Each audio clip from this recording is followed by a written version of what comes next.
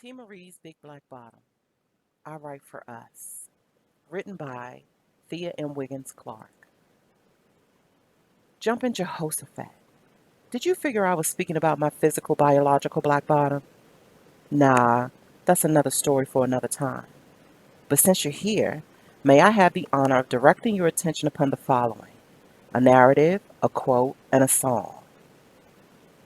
Together, they are the energetic blend of heightened awareness, an overarching theme that I've been exploring for some time now. Contextually, energetically, metaphorically, we shall ponder 12 Years a Slave. This may take some time to mature fully, so please don't rush the music. Allow the rhythm and flow of time to guide you as you get to know. So, all in divine timing, my darling. Also, your imagination shall be an incredible tool while engaging this exercise, because surely all happenstance unfolds exactly as it ought to, exactly when it ought to. Let's take, for instance, the phoenix rising from its ashes. Have you ever wondered why the gurus shy away from speaking about the time spent in the fire?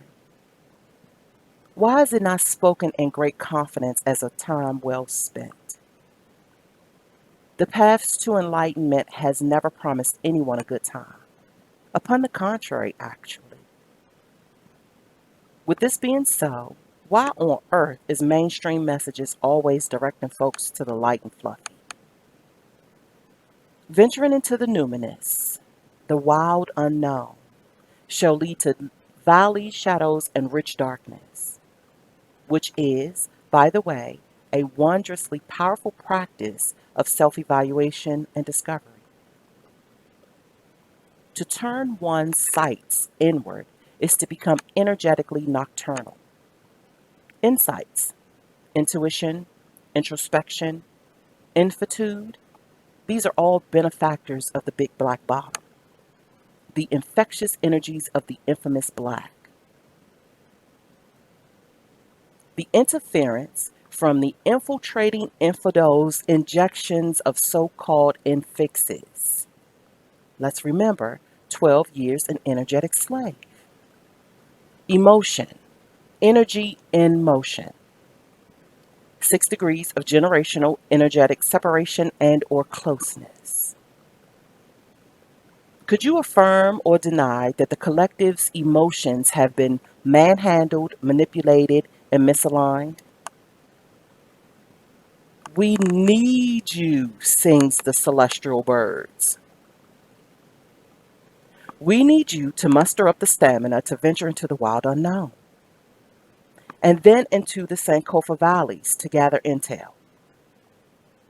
And as a cosmic courtesy, begin with the narrative of Harriet Jacobs, Incidents in the Life of a Slave Girl, which is presently hosted on YouTube, so there should be no excuses not to travel into this realm of dark riches. And when you do, feel into Lady Harriet's expressions to gain the proper impressions of her dark richness. She will tell you the story of living in her grandmother's attic for 7 whole years to keep from being raped of her soul and solace. Thus, during this peculiar wrinkle in time, she took on the painstaking paleogenesis of pouring onto the pages a sacred soliloquy that would ultimately rip to shreds the lies of colonial centric make believe that was swiftly saturating the American motif. Our slaves are happy slaves. By her clever absence, with the help of her loved ones, her children were raised beyond the immediate threats of being sold or separated. Tutored by the muses and guided by the heavens, her family was able to tuck her away safely to protect the reality of her offsprings. You want to talk about utilizing one's time wisely? Lady Harriet took the power of her pen literally in her own hands and became the scribe of her time. She didn't waste time fretting. Cry she did, because energetic purging is highly recommended. What she also did was underwent the initiation of scholars via dictation of the divine by preserving the clovers of her contemplations that would, unbeknownst to her, become the staff that parts the seas of sorrows all the way into the 21st century. To this day, we know very little about the ultimate, intimate sacrifices that were and are often made in silence. While Lady Harriet was tucked away, the rumor the rumor mill was flooded with all sorts of hoopla regarding her day-to-day activities. I often wonder about the muse-based benefactors associated with 7 years of minimal distractions, social messiness, and other people's principles. Oh wait, I am that to the second power. For damn near 12 years, I've been tucked away, adhering to this call of duty to take dictation via my divine interventions and exploring the paths beyond the veils of principles and public procedure. Below one's root chakra is the big black bottom. Mainstream calls it intuition, which is cool. The Jungians call it the realm of the collective unconscious. That's cool too.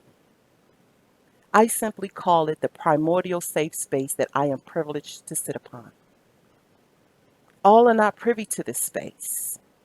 So, for the sake of safekeeping, I'll end on a quote, a coach note from the Honorable Kwame Ture, known to the social structure as Stokely Carmichael.